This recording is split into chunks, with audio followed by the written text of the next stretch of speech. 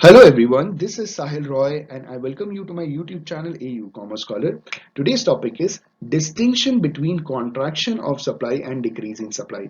जी हाँ दोस्तों, हम सप्लाई चैप्टर कवर कर रहे हैं जिसमें बहुत ही कंफ्यूजिंग टॉपिक है जहाँ पे बहुत सारे बच्चे कंफ्यूज हो जाते हैं कि सर कॉन्ट्रैक्शन ऑफ सप्लाई और डिक्रीज इन सप्लाई में बेसिक डिफरेंस क्या है।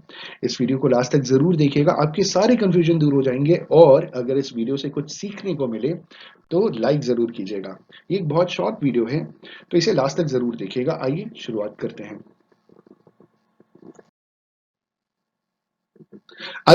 करते हैं। Distinction between contraction of supply and decrease in supply.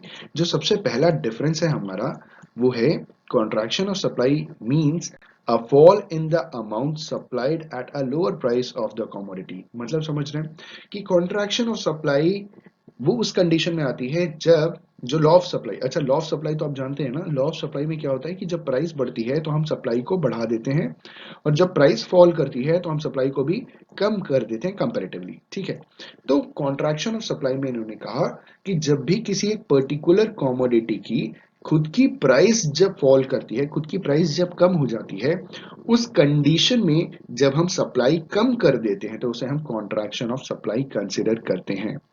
Decrease in supply में इन्होंने बोला decrease in supply means a smaller amount being supplied at the same price. मतलब यहां डिक्रीज इन सप्लाई में भी जो प्राइस है वो कांस्टेंट है, ठीक है, लेकिन बाकी जो डिटर्मिनेंट्स हैं सप्लाई के उसमें कुछ ना कुछ चेंजेस आ रहा है जिस वजह से सप्लाई कम हो रही है। तो डिक्रीज इन सप्लाई में इन्होंने बोला कि सेम प्राइस पे जब हम सप्लाई कम कर देते हैं, जो कांस्टेंट एग्जिस्टिंग प्राइस है, ठीक है, उसमें जब हम सप्लाई कम कर देते हैं तो उसे हम डिक्रीज इन सप्लाई कहते हैं।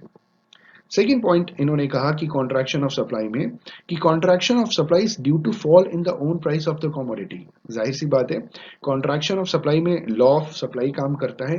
कॉन्ट्रैक्शन ऑफ सप्लाई तब आता है जब खुद की पर्टिकुलर कमोडिटी की खुद की प्राइस फॉल करती है और हम सप्लाई कम कर देते हैं तो कॉन्ट्रैक्शन ऑफ सप्लाई आता है। बाकी सारे डिटर्मिनेंट्स जो सप्लाई के हैं वो कांस्टेंट हैं। बाकी डिटर्मिनेंट्स पे कोई फर्क ही नहीं पड़ता, सिर्फ कमोडिटी की खुद की प्राइस के कम होने की वजह से हमने क्या किया, सप्लाई को कम कर दिया।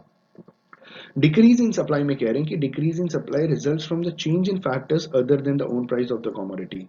इन्होंने खुद के प्राइस, क्योंकि लास्ट पॉइंट में हमने देखा था ना कि डिक्रीज इन सप्लाई में जो प्राइस होता है ना वो कांस्टेंट रहता है, तो प्राइस तो कांस्टेंट है लेकिन कुछ ना कुछ तो चेंज हो रहा है। तो इन्होंने बोला कि डिक्रीज इन सप्लाई जो रिजल्ट मिला है हमको वो कहां से मिला है, क्योंकि from the change in factors other than the price of the commodity. तो प्राइस को छोड़ करके बाकी फैक्टर्स में जो चेंजेस आए हैं उस वजह से जब सप्लाई कम हो गई तो उसे हम डिक्रीज इन सप्लाई कंसिडर करते हैं। और लास्ट में तीसरा है कॉन्ट्रैक्शन ऑफ सप्लाई में कहा जा रहा है कि it involves a downward movement along the same supply curve. तो कॉन्ट्रैक्शन ऑफ सप्लाई में क्या है कि जो ग्राफ बनाते हैं सप्लाई कर्व का, वो उसका जो मूवमेंट होता है वो डाउनवर्ड होता है along the same supply curve. Decrease in supply में इन्होंने बोला it leads to a leftward shift of the supply curve. तो डिक्रीज इन सप्लाई में जो हमारा सप्लाई कर्व बनता है वो लेफ्टवर्ड शिफ्ट हो जाता है। आई होप एंड बिलीव कि आपको इस कंफ्यूजिंग टॉपिक के डिफरेंसेस क्लियर हो गए होंगे। अब आपको कोई डाउट नहीं होगा क्योंकि कॉन्ट्रैक्शन ऑफ सप्लाई में प्राइस के फॉल करने की वजह से हम सप्लाई कम कर देते हैं। डिक्रीज इन सप्लाई में प्राइस कांस्टेंट रहता है। फैक्टर्स ऑफ सप्लाई जो है, जो डिटर्मिनेंट्स ऑफ सप्लाई है, उनके चेंज होने की वजह से, उसमें चेंजेस आने की वजह से जब हम सप्लाई को कम कर देते हैं तो उसे हम डिक्रीज इन सप्लाई कंसिडर करते हैं। ठीक है, thank you for watching this video. Have a good day and all the best for your examinations.